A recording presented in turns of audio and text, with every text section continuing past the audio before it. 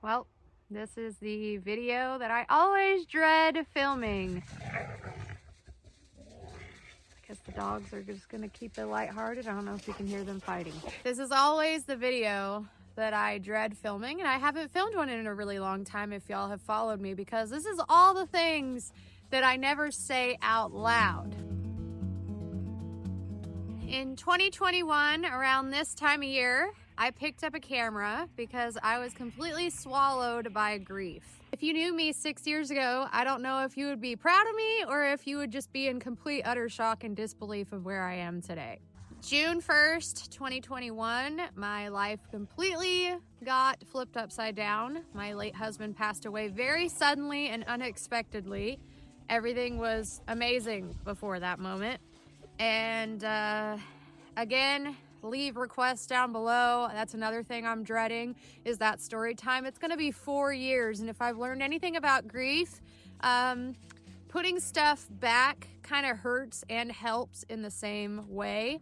Some of this stuff's really hard to talk about on camera, but being swallowed in grief and being all alone and living out in the middle of nowhere really pushed me to start this entire thing. My plan wasn't to build this giant brand or a giant YouTube channel. It was to kind of look for community and kind of reach out for help and share my experiences with everybody. I started on TikTok and I joined kind of some widow groups and tried therapy and all that other good stuff, and it really helped to kind of show people what I do to cope with such a traumatic loss. And that was cold plunging, and now I moved to North Dakota where I can do that all the time. Started cold plunging for kind of therapeutic reasons, and it really helped me cope with everything. I started having a light in my eyes again, just talking on camera and showing how to cold plunge and why I do it and why it's helpful to me in my very early stages of grief. And there's a lot. You guys may think I'm insane, but there are a lot of benefits to it. And I feel like it's all a mental thing in your head. That's a whole nother topic I can get into. Now that my very first North Dakota harvest is over, and now it's full-blown winter, it's like 6 degrees outside right now, I'm gonna have a lot of time on my hands. My favorite thing is to completely stay busy, and now that all those distractions are gone and it's time to relax and reflect on how my first year here went, it's just kind of inspired me to get on here and talk to y'all about what's going on. I'm gonna sit down because I have a lot of cats wanting to sit on my lap, and frankly, I don't feel very good. Got notes here, just like the good old days. Let's go over a few common misconceptions about me, Zach, and I, and this entire journey. No, I did not grow up on a farm. I was an Army brat and I traveled my entire childhood. Zach was on a harvest crew for many years. He's been kind of doing harvest and running equipment since he was a little kid. So that's where that history comes from, and that's why I am here today. No, we do not own a farm yet. Maybe one day, not sure when that'll be, but we're not really looking to do anything like that. Owning a farm is a lot of work. I do not have any experience running a farm or running equipment for that matter.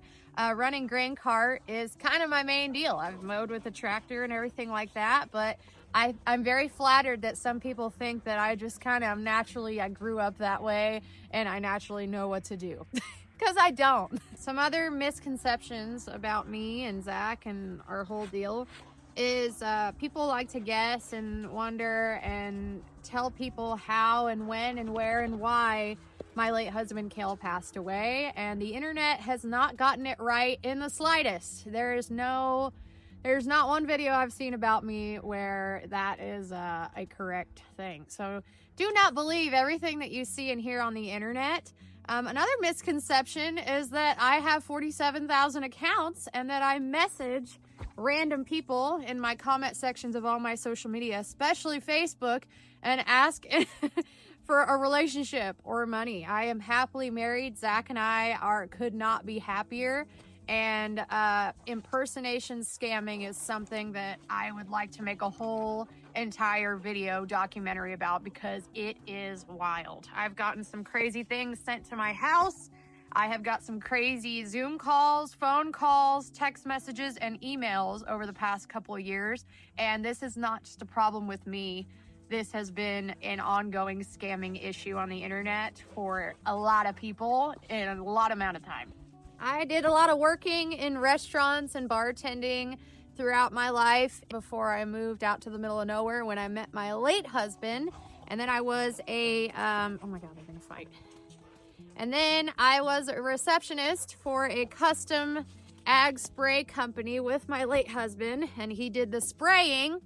And yeah, I was the secretary for that. So that's kind of what I did. And then after I lost Kale, I stayed in the house and just kind of did the same job, which was very, very difficult, being in the same office and working in the same office that Kale and I and his dad also used to all work together in. That was pretty rough. I don't know why people think I'm insane for staying in the house.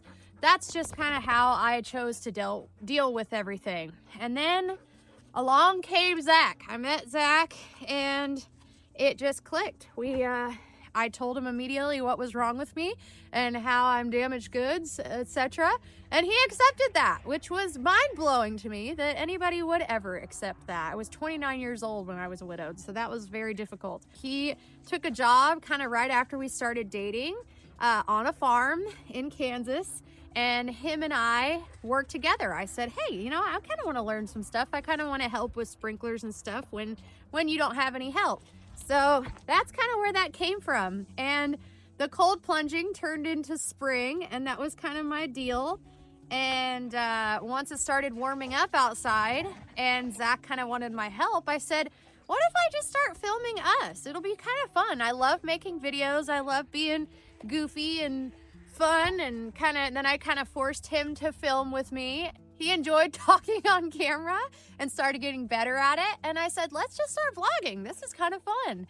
And we didn't really have any plan or anything in mind along the way. We just kind of went for it, and the rest was history. Of course, you know, the first fall came and he was like, hey, do you want to run grain cart? We're kind of short-handed, like every farm during harvest time.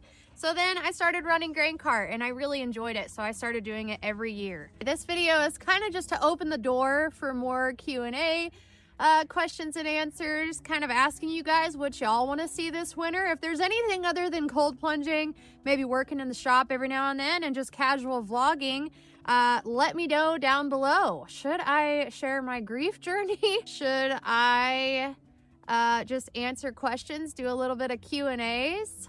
Or maybe I should shut up. I don't know. Over the last few years, I don't think y'all understand the amount of help you guys have given me, and the support you have shown me has pushed me to heal in a way. It really has. There's something really strange and really weird about getting on camera and just spilling your guts and telling everyone your entire life story.